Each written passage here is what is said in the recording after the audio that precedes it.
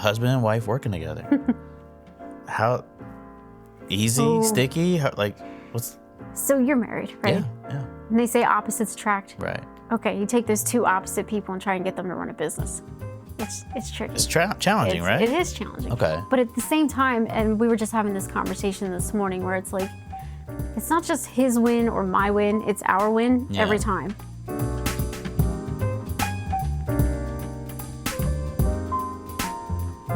Amanda, I always like to start these off with like really tough questions. Okay. So if it's all right with you, I'm gonna just dive right in. Is that okay? Mm-hmm. What are the first 3 apps you look on your phone in the morning? The first 3 apps. Email. Okay. WhatsApp. Really? Okay. Yes. And Facebook. And Facebook. Mm-hmm. Okay. Like Facebook? I do, but it kind of came about. It was more popular in my time. early 20s. Yeah, so me too, it's still my thing. Do you have a MySpace page? I did. Me too. I did, where you could change the songs and you could... Tom was so good to us, wasn't he? It really was. Like, this is my mood for right now, so here's the song that fits that. Background image you could have, top friends. Yep. They don't know Remember about that. Tom? Yeah, he was good. He was He good. wasn't stealing our information. It's okay. Shout out Zuckerberg. But like, he wasn't stealing our information or selling it to the highest Right. bidder. Yep. He was just some dude. Mm-hmm. I actually saw somebody like on maybe a tweet or something, and they were like, MySpace failed or whatever, and Tom tweeted back like, No way. actually, I exited for hundreds of millions of dollars. Right. I'm doing all yeah, right. I think what he's I mean? okay. Yeah, and then he just was like relatively obscure. Yeah. Like, you didn't hear about him like in the media or nothing And he like probably that. likes it that way. I always wondered if he had that one stock photo of himself, never changed, if that was really him or it's really like some 60-year-old guy that was... Yeah, I know. Is that really? I've never seen like video of Right. him.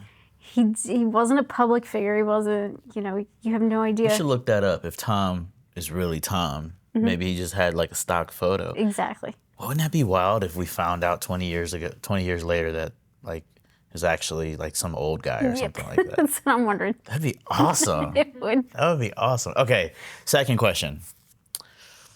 Is it acceptable to put pineapple on pizza? Depends on what you're putting with it. Like what? Jalapenos. That's what Akash said, isn't it? Ugh. I know. It seems odd, like texture or whatever, That's but what it is for me. it fits. Yeah. And with it, I wouldn't put it with anything else. Okay, so just pineapple And jalapeno. nothing else. Doesn't need anything else. Okay. So let me ask you then, do you not like pineapple or just the idea of putting it on pizza is just It's the a hard texture no? on the pizza is a Okay. hard no. Like, I think, actually, so my mom used to order it when I was a kid. Okay. And I would pick them off.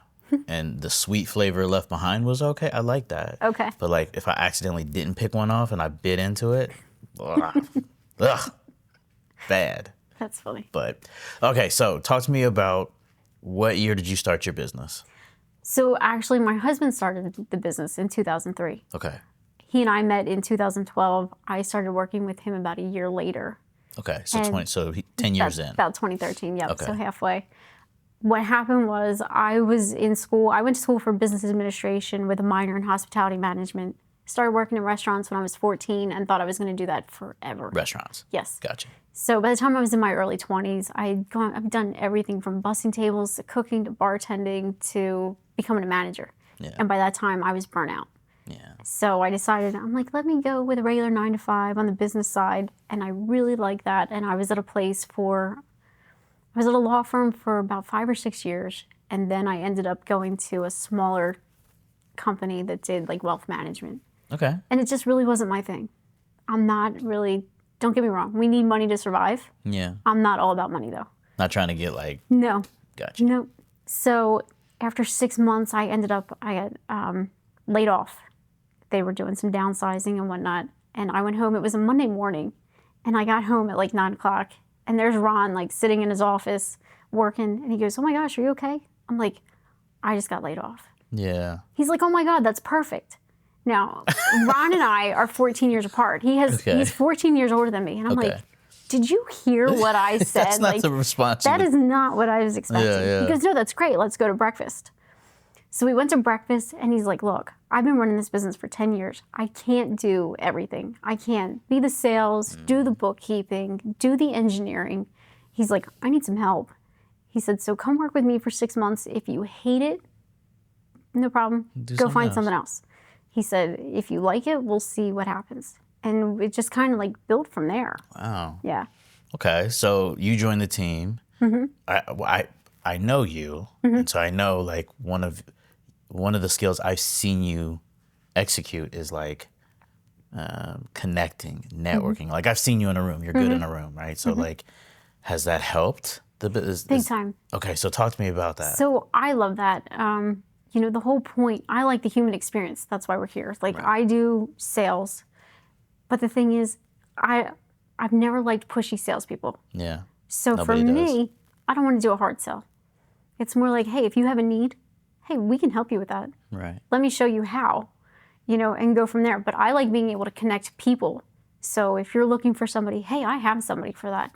Or, hey, you do this might be a great fit. Like, you know, so-and-so just started a business. Be a great way if they sat down with you to get their name out there. Right. Something along those lines. Yeah, I'm similarly, I like to do the same. And I've found that it's, one, I just like to do the right thing, right? Like if I know you and I know another colleague and you're both great, but you don't know each other, like, I can bring those two people together and that's cool. Like I enjoy that.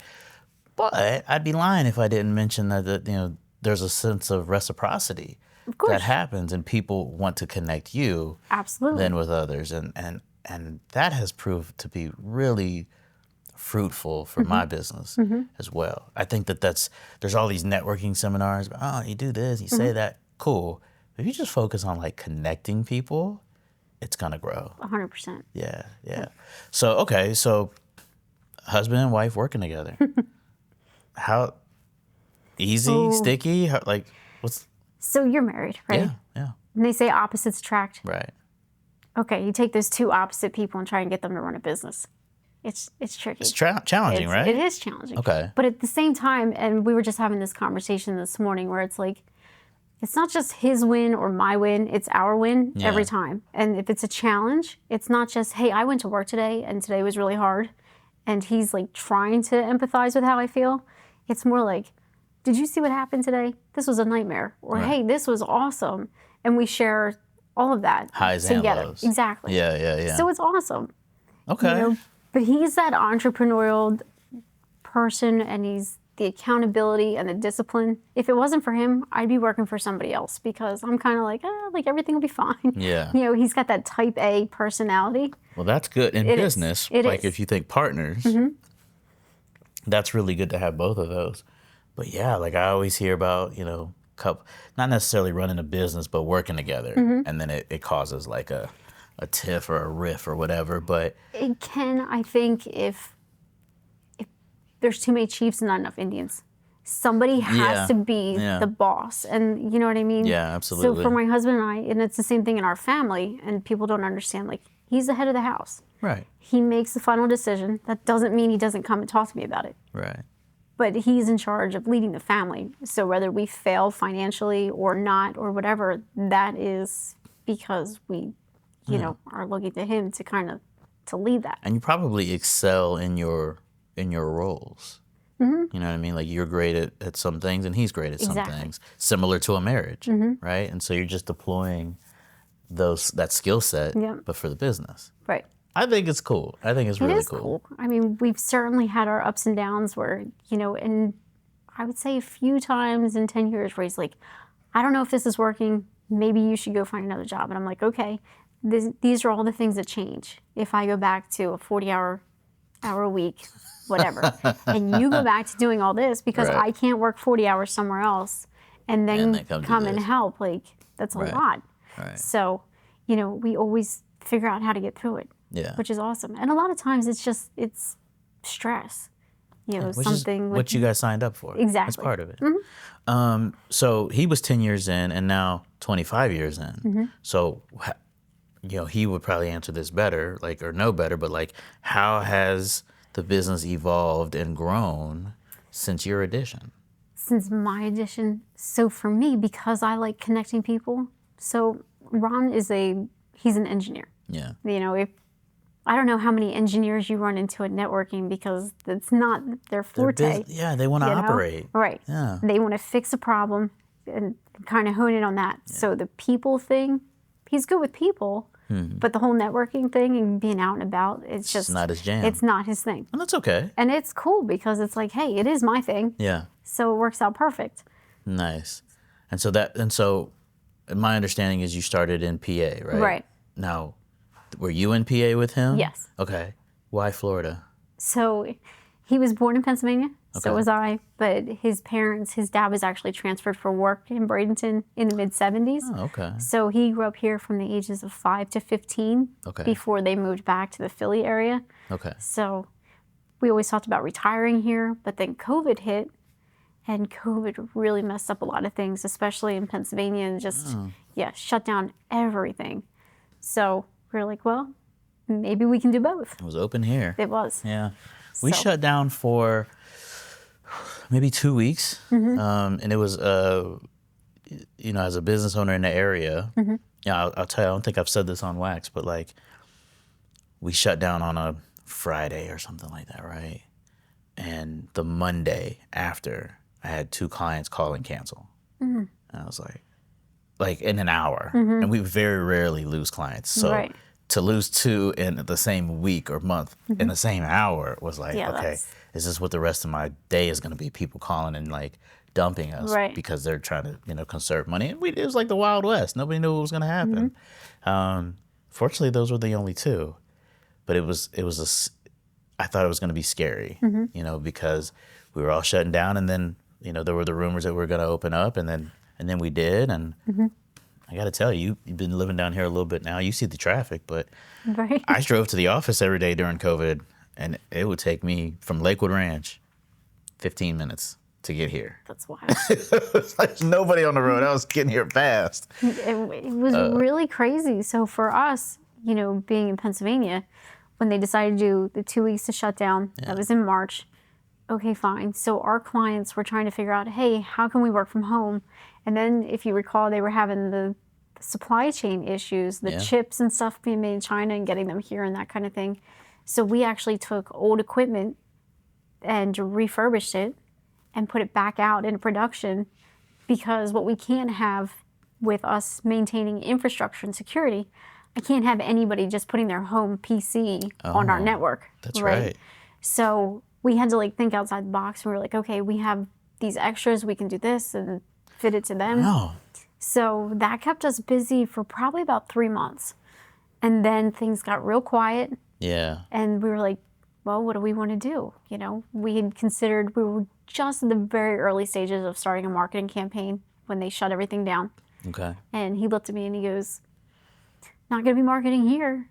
And I said, why? He goes, we're a swing state. This is political, and there's no way this is only going to be 2 weeks. No. And we just watched the drama unfold, in our town, with the local politics, unfortunately, and just the whole thing. And by August, I was like, I know the kids are here. We've always wanted to retire to Florida. What if we just looked into it? Right. And he goes, well, no reason not to give it a shot. So we rented a house down here for a month, brought our pets, and let our clients know, hey, we're available. We still have our guys up here. We're going to test some things out and see what happens. And we did. And I think we ended up looking at 25 or 30 houses, ended up buying a house down here, went back to Pennsylvania, sold that house in 24 hours. What? We were there for 40 days and moved back here. Done. It was wild. And that was 5 years ago. And the kids are still there? The kids are still there because they were in 3? college. There's 3. Mm-hmm. Gotcha. So, and they're all in their mid-20s now. So they were, establishing their roots, and, mom is there, and, totally cool. They love to come down here. They love when everybody comes up there. Yeah. So it works out perfect. Yeah. Are you ever going to go back?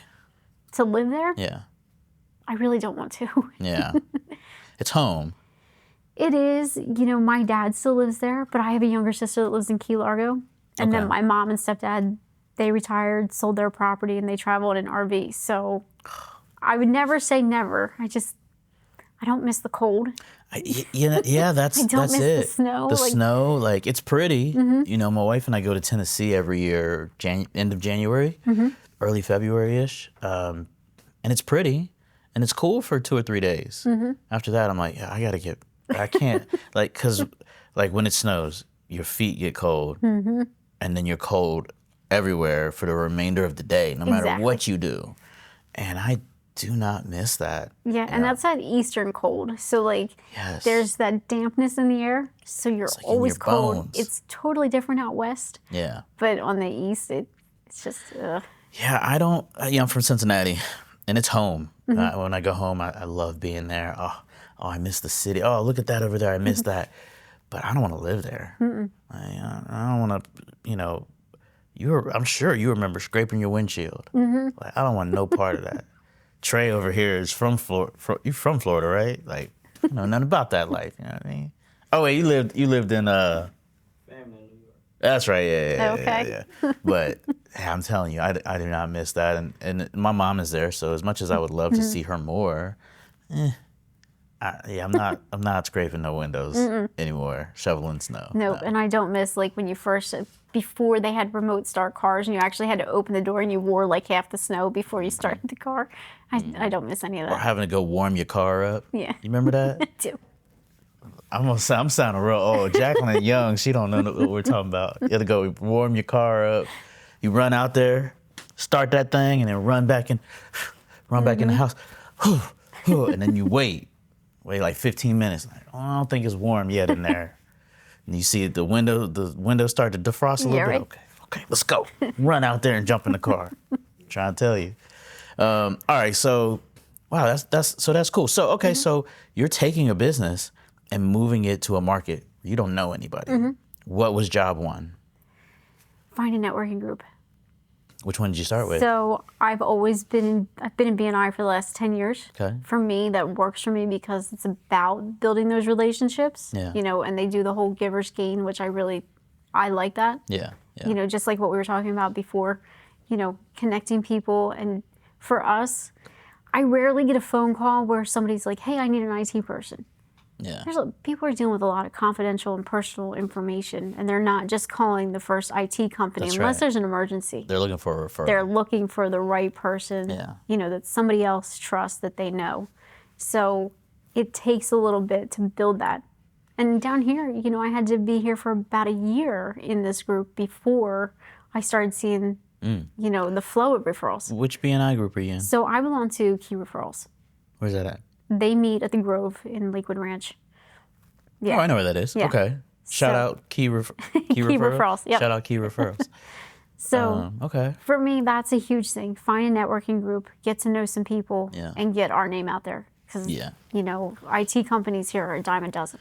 You've got a fair amount of competition, that's for sure. We have a client in that space. So, you got a lot of competition. But like you said, it's relationship based, especially in your industry. Right. So as long as you're building relationships, you're going to succeed. I've never had luck with BNI personally. Sure.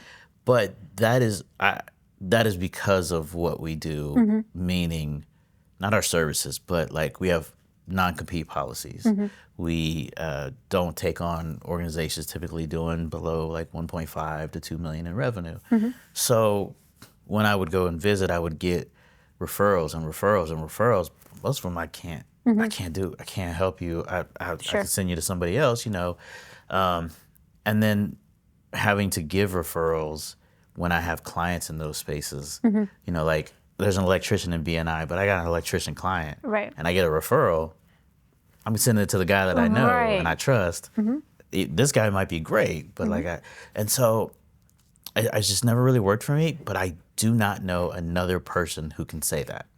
Everybody else that I know that goes into like a BNI group raves about it. They love it.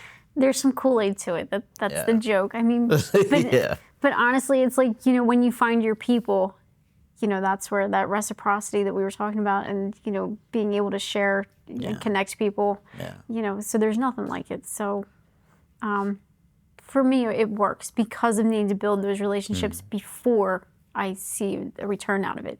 Yeah, long before even. Yeah, and even, I think where I saw you was was our group, our coffee club. And that was just out of the idea of what if we created our own? Not necessarily to have like structure, like the Chambers and the Alliance, shout out the Alliance. They do great. They put these events together and their staff work really, really hard to make sure that there's this opportunity for people to connect. Absolutely. Right. But the what we were looking for was to only fill the room with people that we wanted to fill the room with, not with like the masses. You know what I mean? Similar to B&I, it's only specific people in there. So that was, I think that can work for people too. Like, Definitely. if you don't find what you're looking for, just make it. Yep. Just make your own group. Definitely. Let people oppress upon each other. Okay, so we're talking about you moved to a new place.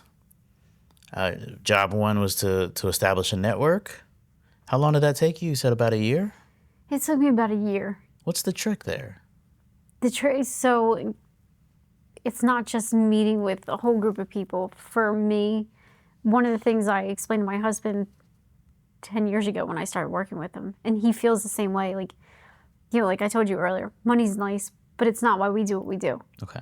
For us, it really is helping those small businesses. And as much as there's the local IT competition, that kind of thing, a lot of them don't want to take on the smaller mom and pop shops because what it costs us monthly to run different software and that kind of thing, the licensing is so outrageously expensive. Yeah. It doesn't work for them. So for us, we always want to show people return on investment and that kind of thing. So it's finding quality over quantity. Yes. Finding quality people, finding a quality product that fits everybody's budget. Yeah. You know what I mean? So the first thing I look for is not how many people can I network? Am I networking with the right people? The right people. It's finding the right people. And honestly, when I walked into this one group, there's this one woman who I absolutely adore, but she's kind of like the mom of the group. Like, always wants to make sure that things are done right and just cool. to whatever. I'm like, she's my person. Yeah. And I connected with her. And then I found, the right few people to help me build my network so that way that I could find the right clients I was looking for. I wasn't asking them for referrals directly. Right. I was just trying to build those relationships. It'll come organically. It comes. Yeah, if you're authentically getting to know people, and I think that there's a misnomer about that because like I don't like not just the business side. Like I meet somebody, I'm like, hey, what was the most exciting thing that happened to you last week? Yeah. And they'll go, actually this. And then asking them about that, down the road, like, hey, you were talking about making the trip to Greece, like how'd that go? Stuff like that, and caring about the responses that come out of their mouth. That's what drives it. It's funny because I was thinking about that because one of the things I really like, I always have this, it's a weird quirk, I guess, or just ability. Somebody will say something that most people would forget, an hour later or whatever. So you said about you asked people what was their win. So when I met you a month or so ago, you asked me what was your win for the week. I told you we had finished a project. Yeah. When I asked you what your win was, you said a couple of nights before you played like one of the best games of basketball that you had played in a while. That's right. Right? So it's those little things that like you remember about people and they're like, it makes people feel 100%. important or special or whatever. Like, hey, they were listening to what I said. It wasn't just, hey, do you know somebody? Do you need any IT work? Yeah. Like, can I sell you something? Exactly. Yeah, it's authentic. So it's that connection that most people are lacking that we spend so much time on our phones trying to get, right? Like When it's right here. Exactly. When it's right here. Actually, it's funny when you say that. Best salesperson I ever met in my life. Shout out Matt Schaefer. He worked in fitness. Okay. And this guy sold average salesperson sell 25, 30 memberships a month. This guy was selling like 150. Wow. But when people walked in the gym, he knew their name, he knew their dog's name, their wife's name, their husband's name, where they went to school, all that stuff. And so a week would go by, 2 weeks. A prospect come in, then they don't come back.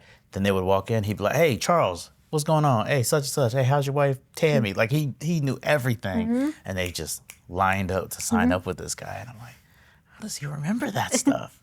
But this is a skill that you have. I'm not good at that. But you have a skill of making people feel comfortable. True.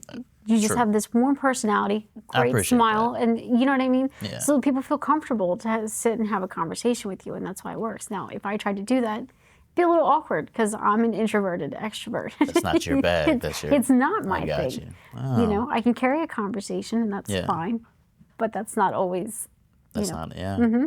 Interesting. So you play to that strength that you have. Absolutely.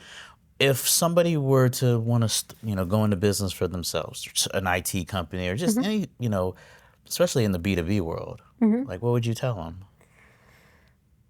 Do it. Do it. Do it. I've been telling my sister, so, she's a stay-at-home mom and her husband works full-time and then they have a yard business on the side. Okay. And I'm like, Caitlin, you were in such a great spot in Key Largo. You could clean up. Her husband knows everybody. And she's like, what if? And, I keep thinking about this and that and whatever. I'm like, you can talk yourself out of doing anything with Sure all the can. what ifs. What if everything works out? Or most of it even. Right. Now what? Why aren't you thinking those questions? Yeah. We put so much of that fear and self-doubt into, well, why should I? Or Yeah, I think I've heard it called, JB, what did you call it? Imposter syndrome? Imposter syndrome, they call that, right? But we kind of get in our own way. we really do. What's her name? Caitlin. Caitlin, you should do it. Do it, Caitlin. Start the business. I would say the same, if what I have, especially during doing these shows, what I've realized is some people have that factor, that it factor or whatever, to where they can be an entrepreneur. They can sign up for the stress and they're with it. Yep. And they can thrive in those situations. And some people don't. And that's not a dig. Like some of the happiest people I know work 9 to 5. You know what I mean? Hey, we need them. And we need them. And they work their job. They got a great family life. They go on 2 vacations a year or whatever. You know what I mean? They love their life. I want something else. And that's not, bad on me or bad on them. It's just our personality. So if somebody thinks that they are the type of personality that can deal with the stress, Yep. dive in. And my husband's like that. He'll get, flustered for a minute or two or whatever, and then he walks away. And honestly, his thing is he'll walk away and play a video game. Okay. It Takes is his the mind off craziest it. thing. Takes his mind off of it. He can focus on something else. The other thing is, we'll leave the house and go to the beach. Okay. A walk on the beach, you'd be surprised. Like when you walk away from something and just let it, all right, I'll come back to it. It'll be fine. You leave it for a little bit. And then all of a sudden you're like, I got it. All right, now I'm good to go. Exactly. Clear your head, clear your mind, and you can and you make better decisions when you're not like You don't make them out of emotion yes. and based off of logic. Yes, if you base it on, like, if you make binary decisions, yes, no, left, right, based on facts Yes. and logic, yeah. And too many people, they don't. They get an emotion and they base a decision on an emotion. Well, and what I find too is, a lot of people they need to vent or think they need to vent. So they start talking to 3 or 4 different people. And now they've got all this other information and different feelings about that. It's overload. It's too much. It's too much. Yeah. Well, it is too much, but it is also good to have some mentors. Definitely. So, some trusted. You need to find the right people. Yeah. Not You have a just- mentor? A mentor? No. No. I have found, for me, now I didn't go to B school, right? I didn't finish college. So a lot of the lessons that I probably would have learned along those ways, classes and stuff, you never know. You don't know what you don't know. And so having mentors for me has been powerful, especially people who are like either in my industry or adjacent to my industry, because they've been able to tell me things that I just don't know that I don't know. But shout out to going to school, and you said you got to be A business admin degree. But Yeah. honestly, until you're in the situation, that's true. I don't remember half of what I learned in school. No, I don't. yeah, Accounting, credits, debits, that kind of yeah, thing. absolutely. The rest of it, we're out here winging it. We're out here winging we're it. so busy trying to keep up with, the changes in our industry that I'm like, oh, what did I learn 20 years ago? What? Client See, expectations. forget- right. You're trying to keep up with all this stuff. I ain't got time to worry about what's in that textbook. Exactly. Yeah, I've got I got a 14-year-old daughter, and I've thought like, if she said when she's 18 she wants to go to college, cool, let's do that. But if she said, you know what, I don't want to do school, I want to start a business, let's do that. Because I feel like she would learn, win or succeed, pass or succeed, like fail or whatever. I feel like she would learn as much, Definitely. through the real life experience. Absolutely. Yeah. All right, so you're 25 years in. Just about. What's the next 5 years? Well, first of all, you celebrating? Well, so we're at 22. Oh, okay, 22. So 2003, we're at 22. But Okay. honestly, there's still, not that there's not anything to celebrate, Yeah. but I'm like, we're good, but we could be better. There's so much more to do.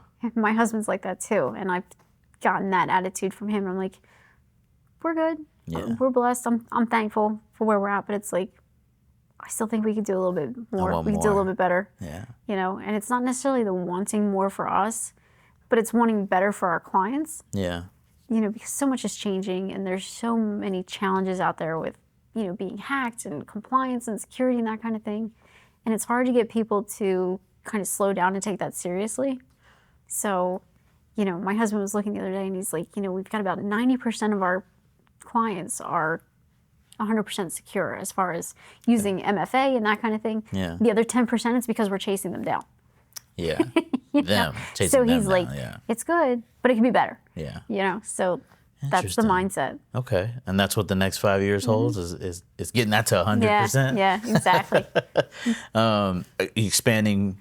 I'm guessing you have clients in multiple states. So we have clients in Pennsylvania, Okay. and then because Philadelphia kind of borders New Jersey and Delaware, we have a client or two in each of those states as well. Okay. Okay. And then here we range anywhere, basically Manatee and Sarasota County. Okay. I do have a client in Cape Coral. Oh, cool. Because it's remote, it's simple for the most part. But yeah, sky's the limit, really, It where really we could end is. up going. You could work with any business, right? Like, Pretty much. nice. Pretty much. How do people find you? So, we're on Facebook, use social media, website, Okay. KCMtechnology.com. My cell phone's posted. I don't even like using a business line. I don't even bother putting it in my email anymore. I'm like, Really? just call my cell phone. Straight to the cell phone. Just go to the cell phone. If I don't answer the phone, you can send me a text. You know what? I just- When I say they, I mean these young folks are talking me into it. I see so many business people at networking events, and they're like, "Oh, I'll just shoot you a text." I'm like, man, a text? What do you mean a text? But it's like how people are communicating, like just straight to you, right, direct or whatever. But I always like the fine line, like this is the business line, and you can call me, 8 to 6 Monday through Friday, or outside of that if it's an emergency. If it's not an emergency, leave me alone. But that's not really the case nowadays.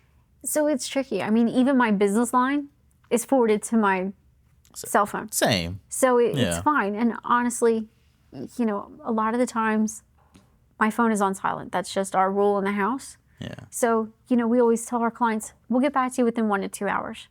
We feel that that's a, That's acceptable fast, amount of actually. time. Yeah.